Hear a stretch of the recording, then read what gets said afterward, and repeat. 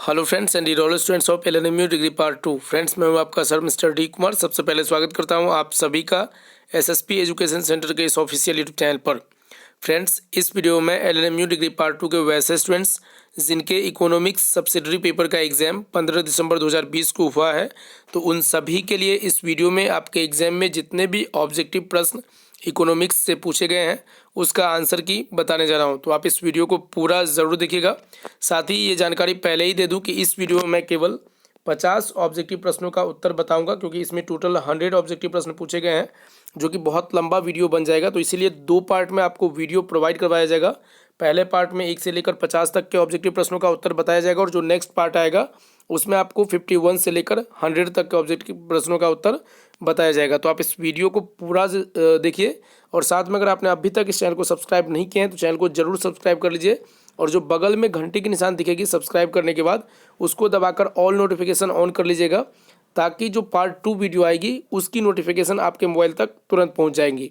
और साथ में जो आपके एग्जाम से रिलेटेड इन्फॉर्मेशन होगी एवं रिजल्ट से रिलेटेड इन्फॉर्मेशन होगी वो भी आपको अप टू डेट जो है आपके मोबाइल पर नोटिफिकेशन मिलती रहेगी।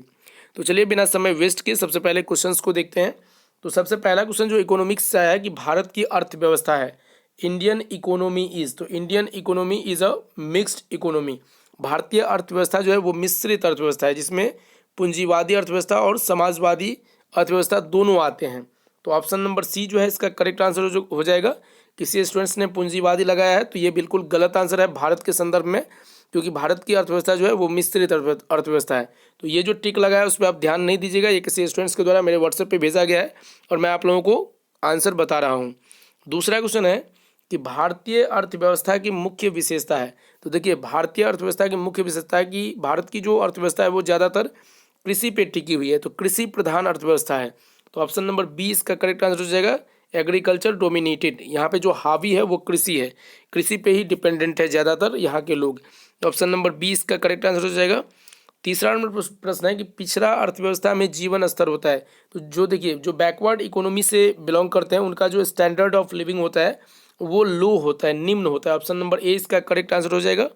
आगे चौथा क्वेश्चन है कि स्वतंत्रता के समय भारतीयों की प्रति व्यक्ति आय थी। तो जब इंडिपेंडेंस हुआ था, भारत आज़ाद हुआ, तो उसके समय भारतीय लोगों की जो प्रति व्यक्ति आय थी वो बहुत निम्न थी, क्योंकि उस वक्त लोगों का शोषण किया जाता था। उनके जो भी मान लीजिए कृषि उपजते थे उनको उनके अनुसार से लागत नहीं दिया जाए, मतलब मूल्य नहीं दिया जाता था, तो कीमत नहीं देने के कारण प्रति व्यक्ति आय वहाँ पे कम थी स्वतंत्रता के समय। तो ऑप्शन नंबर ए इसका करेक्ट आंसर हो जाएगा, बहुत निम्न। फिर आगे है क्वेश्चन कि भारत की ग्रामीण जनसंख्या का प्रतिशत है। तो the percentage of Indian rural population, तो सबसे ज़्यादा भारत का पॉपुलेशन जो है वो गांव में ही है। तो रूरल पॉपुलेशन जो है भारत के परसेंटेज के अकॉर्डिंग वो 70% है, 70%। तो ऑप्शन नंबर जो है ए इसका करेक्ट आंसर हो जाएगा। छठा प्रश्न है वर्तमान में राष्ट्रीय आय में कृषि का योगदान का प्रतिशत है।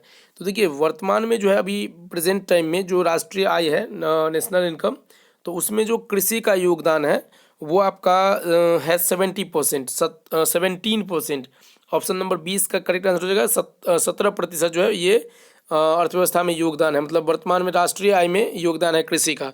तो ऑप्शन नंबर 20 का करेक्ट आंसर हो जाएगा। सातवां प्रश्न है कि भारत में नियोजित अर्थव्यवस्था की शुरुआत हुई थी। तो नियोजित अर्थव्यवस्था की शुरुआत 1 अप्रैल 1951 ईस्वी में हुई थी। ऑप्शन नंबर ए आप देख रहे हैं 1951 ईस्वी, तो ये आंसर हो जाएगा। 8 नंबर क्वेश्चन है कि विश्व में भारत का चावल उत्पादन में कौन सा स्थान है। तो द्वितीय स्थान है, प्रथम स्थान पे चाइना आते हैं, चीन, और द्वितीय स्थान पे भारत आता है। तो 20 का करेक्ट आंसर हो जाएगा। 9वां प्रश्न है कि भारत में सिंचित क्षेत्र का प्रतिशत कितना है। तो सिंचित क्षेत्र का जो प्रतिशत है भारत में वो आपका 40% है, जिसको आप कहते हैं कि what is the percentage of irrigated area. तो 40% है। Option number D correct answer हो जाएगा। 10वां प्रश्न है कि राष्ट्रीय कृषि नीति का मुख्य उद्देश्य क्या है। तो राष्ट्रीय कृषि नीति का जो मुख्य उद्देश्य है ये आपका है 10वां का जो आंसर होगा वो लाभकारी मूल्य। मेरे अनुसार से ये होना चाहिए, बाकी इसमें अगर आप कंफर्म है आंसर तो कमेंट करिए। मुझे ज़्यादातर संभावना लगता है कि यही होगा, मुझे अभी कंफर्म याद नहीं आ रहा है। लेकिन what is the main objectives of the national agriculture, देखिए नेशनल एग्रीकल्चर पॉलिसी का मेन मोटो क्या होगा, लक्ष्य क्या होगा या उद्देश्य क्या होगा कि प्रॉफिटेबल प्राइस हो, मतलब लाभकारी मूल्य प्राप्त होना चाहिए कृषि के बदले में। तो ऑप्शन नंबर ए ही इसका करेक्ट आंसर हो जाएगा। 11 नंबर प्रश्न है कि ऐच्छिक चकबंदी का प्रारंभ कब हुआ। तो ऐच्छिक चकबंदी का जो प्रारंभ हुआ वो 1920 ईस्वी में हुआ। तो ऑप्शन नंबर ए जो है इसका करेक्ट आंसर हो जाएगा। 12 नंबर क्वेश्चन है कि रैयतवाड़ी व्यवस्था में भूमि पर स्वामित्व किसका होता है। तो रैयतवाड़ी जो व्यवस्था है, ownership on the land in the ryotwari system, तो ये किसानों का होता है। स्वामित्व का मतलब होता है अधिकार। पहले जमींदार का था, तो उसको रैयतवाड़ी जो व्यवस्था है उसमें उसको हटा के किसानों का स्वामित्व कर दिया गया। तो ऑप्शन नंबर ए जो है करेक्ट आंसर हो जाएगा। 13 नंबर प्रश्न जो है ऐच्छिक चकबंदी किस पर निर्भर होती है। देखिए चकबंदी दो प्रकार की होती है, एक ऐच्छिक होती है और एक अनिवार्य होती है। तो ऐच्छिक अपनी इच्छा पे निर्भर करता है। तो ऐच्छिक चकबंदी जो है वो किस पर निर्भर करती है, तो वो इच्छा पर करती है। उसके लिए सरकार कोई भी फोर्स नहीं कर सकती है, चाहे वो कृषि उपजाए या नहीं उपजाए, उस जमीन पे कोई उपज हो या ना हो, लेकिन अनिवार्य वाला में करना ही पड़ता है। तो फिलहाल इसका आंसर ए हो जाएगा, इच्छा पर। 14 नंबर क्वेश्चन है कि किन राज्यों में चकबंदी का काम पूरा हो चुका है। तो यहाँ पे पंजाब में जो है वो चकबंदी का काम सबसे पहले पूरा हो चुका है, पंजाब हरियाणा सब में। तो इसका आंसर ऑप्शन नंबर ए होगा। 15 नंबर क्वेश्चन है कि भूमि सुधार का उद्देश्य रहा है। तो देखिए भूमि सुधार लैंड रिफॉर्म्स का जो उद्देश्य रहा है, ये रहा है कि इंक्रीज इन प्रोडक्शन, उत्पादन में वृद्धि करना। ऑप्शन नंबर ए इसका करेक्ट आंसर हो जाएगा। 16 नंबर प्रश्न है कि पट्टेदारी का मुख्य अभिप्राय है। तो पट्टेदारी का मुख्य अभिप्राय, जिसको लीज पे कहते हैं, कोई भी जमीन लीज पे लिया जाता है।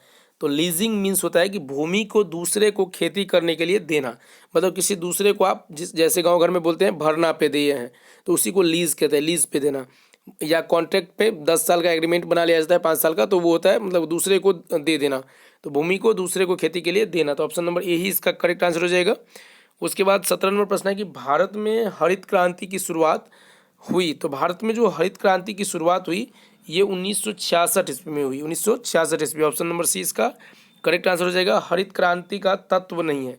तो सबसे पहले ये समझ लीजिए हरित क्रांति का तत्व इनमें से कौन कौन है। तो रासायनिक उर्वरक है, उन्नत बीज है और सिंचाई है। और यहाँ पे पूछा गया तत्व नहीं है, तो इसके अकॉर्डिंग आंसर हो जाएगा किसानों की अशिक्षा। चाहे किसान शिक्षित रहे या नहीं रहे, मतलब शिक्षित रहे या अशिक्षित रहे, इसका कोई भी फर्क उसके उपज पे नहीं पड़ता है। उनको अगर रासायनिक उर्वरक, उन्नत बीज और सिंचाई सुविधा उपलब्ध करवाई जाए तो अच्छा जो है कृषि उपज सकता है। तो इसका आंसर 18 का डी हो जाएगा, किसानों की अशिक्षा। 19 नंबर क्वेश्चन है कि हरित क्रांति के लाभ रहे हैं। तो हरित क्रांति के जो लाभ रहे हैं ये आपका रहा है मोर एग्रीकल्चर प्रोडक्शन। तो 19 का जो आंसर हो जाएगा, यहाँ पे हरित क्रांति पूछा गया ना, the advantage of green revolution. तो ग्रीन रिवॉल्यूशन का जो एडवांटेज रहा है ये मोर एग्रीकल्चर प्रोडक्शन तो रहा ही है, साथ में reduction in import of food grains और इंक्रीज इन फार्मर्स इनकम। मतलब हरित क्रांति के लाभ क्या क्या रहे हैं कि अधिक कृषि उत्पादन हुआ, खाद्यान्नों मतलब खाद्यान्नों का मतलब खाद्यान्नों के आयात में कमी आया, जो बाहर से हम मंगवाते थे उसमें कमी आ गया क्योंकि खुद ही उतना उपज करने लगे, मतलब उपजाने लगे। और है किसानों का आय भी बढ़ गया, वृद्धि हुआ। तो उपरोक्त तो सभी होगा, ऑप्शन नंबर डी इसका करेक्ट आंसर हो जाएगा। 20 नंबर प्रश्न है कि हरित क्रांति का प्रमुख लाभ किन किसानों ने उठाया। तो सभी प्रकार के किसानों ने उठाया, छोटे बड़े मध्यम और सब, मतलब सभी प्रकार के किसानों ने हरित क्रांति का लाभ उठाया। 21 नंबर प्रश्न है कि हरित क्रांति से प्रति हेक्टेयर उत्पादकता कैसी रही है। तो हरित क्रांति से जो प्रति हेक्टेयर उत्पादकता रही है वो बहुत अधिक रही है, अत्यधिक वृद्धि हुई है। ऑप्शन नंबर ए जो है इसका करेक्ट आंसर हो जाएगा। उसके बाद 22 नंबर प्रश्न है कि क्षेत्रीय ग्रामीण बैंकों की स्थापना किस वर्ष हुई थी। क्षेत्रीय ग्रामीण बैंकों की स्थापना 1975 ईस्वी में हुई थी। Option number B correct answer हो जाएगा। कहता है कि बैंकों का राष्ट्रीयकरण किस वर्ष किया गया था। बैंकों का जो राष्ट्रीयकरण हुआ था वो था आपका 1969 में हुआ था, 1969। ऑप्शन नंबर बी जो है करेक्ट आंसर हो जाएगा। 24 नंबर प्रश्न है भूमि विकास बैंक सामान्यतः किस कार्य के लिए कृषक को ऋण देता है। जो भूमि विकास बैंक है वो किस कार्य के लिए कृषक को ऋण देता है। देखिए in buying a pump set, मतलब पंप सेट खरीदने के लिए, इन बाइंग सीड्स मतलब बीज खरीदने के लिए, और इन बाइंग फर्टिलाइजर्स उर्वरक का मतलब जिसको खाद कहते हैं आप, वो खरीदने के लिए, खाद्य पदार्थ खरीदने के लिए। तो उपरोक्त सभी के लिए उनको जो है लोन प्रोवाइड करते हैं, ऋण प्रोवाइड करवाते हैं। क्योंकि कृषि के लिए देखिए सबसे पहले उनको सिंचाई करना जरूरी है, सिंचाई के लिए पंप सेट खरीदना पड़ेगा, फिर बीज आपको खरीदना पड़ेगा, बीज डालिएगा तभी होगा कृषि, और उर्वरक उसमें जो खाद्य पदार्थ लगेंगे वो आपको डालना पड़ेगा। तो डी हो जाएगा इसका आंसर 24 का उपरोक्त सभी। 25 नंबर क्वेश्चन है कि स्टेट बैंक व उसकी सहायक बैंकों की कितनी प्रतिशत शाखाएं ग्रामीण क्षेत्रों में है। तो देखिए ये मैं कंफर्म नहीं हूँ, बट इनका जहाँ तक मुझे जानकारी है शायद 30% जो शाखाएं हैं वो ग्रामीण क्षेत्रों में हैं। तो ऑप्शन नंबर ए ही इसका करेक्ट आंसर होना चाहिए। बाकी आपको अगर कंफर्म जानकारी है तो आप क्वेश्चन नंबर के साथ आंसर लिखकर कमेंट कर सकते हैं। 26 नंबर प्रश्न है कि राज्य सहकारी बैंकों की स्थापना कहाँ होती है। तो राज्य सहकारी बैंकों की स्थापना जो होती है वो गाँवों में होती है। तो ऑप्शन नंबर डी जो है इसका करेक्ट आंसर हो जाएगा। फिर 27 नंबर प्रश्न है कि आज भी साहूकार क्यों महत्वपूर्ण है। तो साहूकार जो होते हैं, जो गांव घर में जिसे आप महाजन कहते हैं, जिससे पैसा लेते हैं, मान लीजिए ब्याज पे पैसा लेते हैं, तो आज भी साहूकार इसलिए महत्वपूर्ण है क्योंकि वहाँ पे बिना जमानत ऋण मिलता है, मतलब कि बिना किसी गारंटर के आपको ऋण दे दिया जाता है। दूसरा क्या है कि इमीडिएट मिलता है, तुरंत आपको पैसा दिया जाता है, उसके लिए आपको समय नहीं लगता है। बैंक में आप जाते हैं तो क्या होता है कि आपको गारंटर की आवश्यकता होगी, उसके बावजूद भी आपको पैसे आने में कुछ समय लग जाते हैं। तो यहाँ पे दोनों सुविधा है साहूकार के पास कि वो बिना गारंटर के भी लोन दे सकते हैं और इमीडिएट तुरंत लोन देते हैं। तो ऑप्शन नंबर सी इसका करेक्ट आंसर हो जाएगा, दोनों ए तथा बी। फिर 28 नंबर प्रश्न है कि मध्यकालीन ऋण की समय अवधि कितनी होती है। तो मध्यकालीन ऋण की जो समय अवधि होती है वो 3 ईयर्स की होती है, लेकिन यहाँ पे मिनिमम 5 ईयर्स दिया है, तो आप 5 ईयर्स ले सकते हैं, लेकिन 3 ईयर्स ही होती है। तो ऑप्शन नंबर ए इसका करेक्ट आंसर हो जाएगा। बाकी 29 नंबर प्रश्न है कि बिहार में ग्रामीण साख के कौन साधन नहीं है। तो ग्रामीण साख के साधन जो है वो रिजर्व बैंक ऑफ इंडिया नहीं है, बिहार की बात करें तो। बाकी साहूकार ग्रामीण साख के साधन कहते हैं कि what are not the means of rural credits in Bihar. तो आई थिंक मेरे अनुसार से तो रिजर्व बैंक ऑफ इंडिया ही होना चाहिए, लेकिन इसमें कुछ अलग है। यहाँ पे देखिए, यहाँ साहूकार का कोई संबंध नहीं है साख से, और क्षेत्रीय ग्रामीण बैंक या फिर रिजर्व बैंक ऑफ इंडिया या भूमि विकास बैंक, ये सभी जो है ऋण प्रोवाइड करवाते हैं ग्रामीण क्षेत्रों में या किसी भी क्षेत्र में। तो बाकी आप देख लीजिएगा, मेरे अनुसार से दो या तो साहूकार होगा या रिजर्व बैंक ऑफ इंडिया। तो एक छोड़ दीजिए आप, कोई बात नहीं, आप देख लीजिएगा। फिर भी अगर जानकारी होगा तो आप कमेंट करके बता दीजिएगा, लेकिन कंफर्म जानकारी होगी तभी आप बताइएगा। फिर 30 नंबर प्रश्न है कि यहाँ पे NABARD मतलब नाबार्ड की स्थापना कब हुई। तो नाबार्ड की जो स्थापना हुई है वो आपका 1982 ईस्वी में हुई है, लेकिन यहाँ पे दिया गया 1980 ही दिया गया। आप एग्जैक्ट खोजिएगा तो देखिएगा नाबार्ड की स्थापना 1982 ईस्वी में हुई है, लेकिन इसके अप्रॉक्स 1980 है। हो सकता है इसमें प्रस्ताव आया होगा और उसकी स्थापना की गई होगी 1982 में। तो इसका आंसर ऑप्शन नंबर सी हो जाएगा। 31 नंबर प्रश्न है कि NAFED जिसको कहते हैं national agricultural cooperative marketing federation of India limited की स्थापना किस वर्ष हुई थी। तो इसकी जो स्थापना हुई थी वो 2 अक्टूबर 1958 ईस्वी में हुई थी, जो कि ऑप्शन नंबर डी में आप देख रहे हैं 1958। 32 नंबर प्रश्न है कि सहकारी विपणन कोऑपरेटिव मार्केटिंग किसानों के लिए लाभकारी क्यों है। तो ये भंडारण सुविधा के लिए लाभकारी है, स्टोरेज फैसिलिटी मुहैया करवाते हैं, जिससे क्या होता है कि कृषि जो है वो सुरक्षित भी रहते हैं और उनको मान लीजिए भंडारित करके उनको मतलब सुरक्षित रखा जा सकता है कि जब उसके मूल्य में वृद्धि होगी तब उनको बेचा जा सकता है। तो भंडारण सुविधा के लिए सरकारी विपणन जो है वो लाभकारी है किसानों के लिए। 33 नंबर क्वेश्चन है कि भारत में मीट्रिक प्रणाली कब अपनाई गई। तो मीट्रिक प्रणाली जो है वो 1956 ईस्वी में अपनाई गई। ऑप्शन नंबर ए सही आंसर होगा। 34 नंबर प्रश्न है कि भंडार गृहों की सुविधा से क्या अर्थ है। तो भंडार गृहों की सुविधा से ये अर्थ है कि उनमें जो है प्रोटेक्टिंग द एग्रीकल्चर प्रोड्यूस होता है, मतलब कृषि उपज सुरक्षित रहता है भंडार गृह में। तो ऑप्शन नंबर ए जो है इसका करेक्ट आंसर हो जाएगा। 35 नंबर प्रश्न है कि अंत्योदय अन्न योजना के अंतर्गत एक परिवार को कितने किलो अनाज सस्ती दर पर मिलती है। तो पहले 25 किलो था, लेकिन अब जो है शायद 35 किलो हो गया। हाँ 35 जो है अभी करंट में 35 केजी हो गया है। तो ऑप्शन नंबर सी इसका करेक्ट आंसर हो जाएगा, क्योंकि 25 का यहाँ पे कोई ऑप्शन भी नहीं है, तो 35 होगा। ऑप्शन नंबर सी जो है करेक्ट आंसर हो जाएगा। 36 नंबर प्रश्न है कि अन्नपूर्णा योजना में कितने किलो अनाज प्रत्येक के सहारा को प्रतिमाह मिलता है। मतलब प्रत्येक का मतलब प्रत्येक व्यक्ति पर कितने जो है किलो अनाज मिलता है अन्नपूर्णा योजना के अंतर्गत। तो 5 किलोग्राम अनाज मिलता है प्रत्येक व्यक्ति, एक व्यक्ति के लिए 5 किलोग्राम मिलता है। तो ऑप्शन नंबर ए जो है इसका करेक्ट आंसर हो जाएगा। जैसे अब देखिए, अभी पैंडेमिक है, वैश्विक महामारी, तो इसमें ऐसा प्रोविज़न किया गया था आप लोगों के लिए सुविधा के लिए कि अगर किसी परिवार में 4 व्यक्ति हैं तो उनको फ्री में 5 किलो प्रति व्यक्ति राशन के अनुसार से जो है 20 केजी 4 व्यक्ति का मिलता है।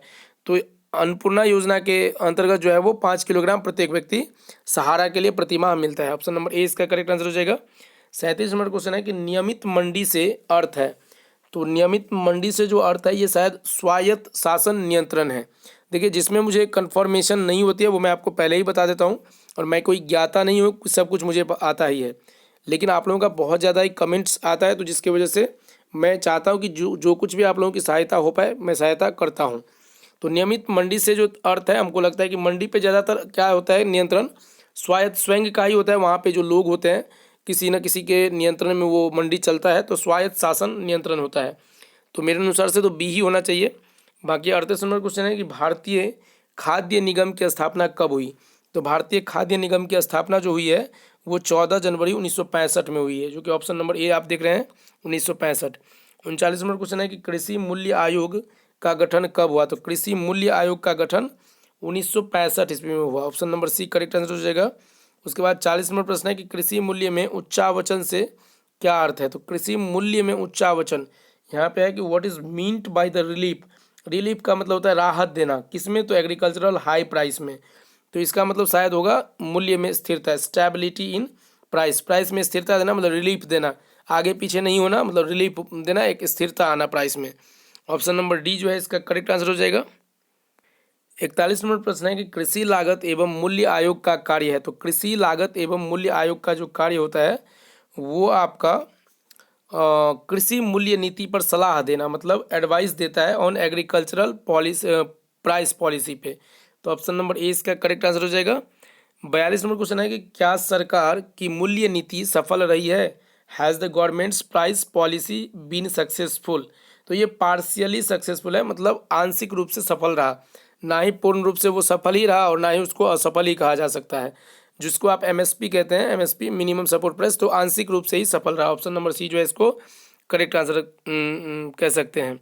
फिर उसके बाद 43 नंबर क्वेश्चन है यहाँ पे, भारत में सामुदायिक विकास योजना कब प्रारंभ हुई। तो सामुदायिक विकास योजना जो भारत में प्रारंभ हुई वो 1952 में 1952 ईस्वी में। Option number C correct answer हो जाएगा। 44 नंबर क्वेश्चन है कि प्रधानमंत्री ग्राम सड़क योजना कब लागू की गई। तो ये 2000 ईस्वी में, और 2000 ईस्वी में कब लागू हुई थी, तो ये 25 दिसंबर को। ऑप्शन नंबर ए इसका करेक्ट आंसर हो जाएगा। 45 नंबर क्वेश्चन है कि भारत में पंचायती राज व्यवस्था के लिए नवीनतम संविधान संशोधन कब हुआ। तो पंचायती राज व्यवस्था के लिए जो नवीनतम संविधान संशोधन हुआ वो आपका 24 अप्रैल 1993 में हुआ। तो ऑप्शन नंबर सी जो है इसका करेक्ट आंसर हो जाएगा। 24 अप्रैल 1993 यहाँ पे दिया गया है, तो सी आंसर होगा 45 का। 46 नंबर प्रश्न है कि सामुदायिक विकास से अर्थ है। तो कि सामुदायिक विकास का अर्थ what does community development means. तो इसका मीन्स हुआ कि रूरल ऑल राउंड डेवलपमेंट, मतलब ग्रामीण सर्वांगीण विकास। Option number A correct answer हो जाएगा। 47 नंबर प्रश्न है कि भारत में नरेगा, जिसको आप राष्ट्रीय ग्रामीण रोजगार योजना कहते हैं, तो उसका शुभारंभ कब हुआ। तो भारत में नरेगा का जो शुभारंभ हुआ ये आपका 2005 ईस्वी में हुआ। तो ऑप्शन नंबर बी जो है इसका करेक्ट आंसर हो जाएगा। 48 नंबर प्रश्न है कि पंचायती राज व्यवस्था बिहार में कितने स्तर पर लागू है। तो 3 स्तरीय, मतलब 3 लेवल्स पे। ऑप्शन नंबर सी जो है इसका करेक्ट आंसर हो जाएगा। उसके बाद 49 नंबर क्वेश्चन है कि मनरेगा योजना में महिलाओं को कम से कम काम दिया गया है। तो कम से कम 1/3 काम दिया गया है, 1/3 1/3 यही होना चाहिए, 1/3 ही शायद है, कुछ का नहीं, 1/3 या 1/4 है, लेकिन 1/4 का तो यहाँ पे ऑप्शन ही नहीं है, तो बी ही होना चाहिए, 1/3 कम से कम। ऑप्शन नंबर बी इसका करेक्ट आंसर हो जाएगा। उसके बाद 50 नंबर जो कि इस वीडियो का अंतिम प्रश्न है, इंदिरा आवास योजना संबंधित है। तो इंदिरा आवास योजना जो है वो ग्रामीण आवास से संबंधित है, शहरी आवास नहीं होगा, ग्रामीण आवास से। ऑप्शन नंबर ए जो है इसका करेक्ट आंसर हो जाएगा। तो आशा करते हैं आप लोगों को ये वीडियो अच्छी लगी होगी। वीडियो अच्छी लगी हो तो वीडियो को लाइक कीजिएगा। साथ में अगर पार्ट 2 वीडियो प्राप्त करना चाहते हैं तो आप चैनल को सब्सक्राइब कर लीजिएगा। उसके बाद जो नोटिफिकेशन बेल होगी उसे दबाकर जरूर रखिएगा, ताकि जैसे ही वो वीडियो डाली जाएगी उसकी नोटिफिकेशन आपके मोबाइल तक पहुंच जाएगी। तो मिलते हैं नए वीडियो में आगे आने वाले क्वेश्चंस के सॉल्यूशन के साथ। तब तक के लिए अलविदा। जय हिंद, जय Bharat. Thank you so much.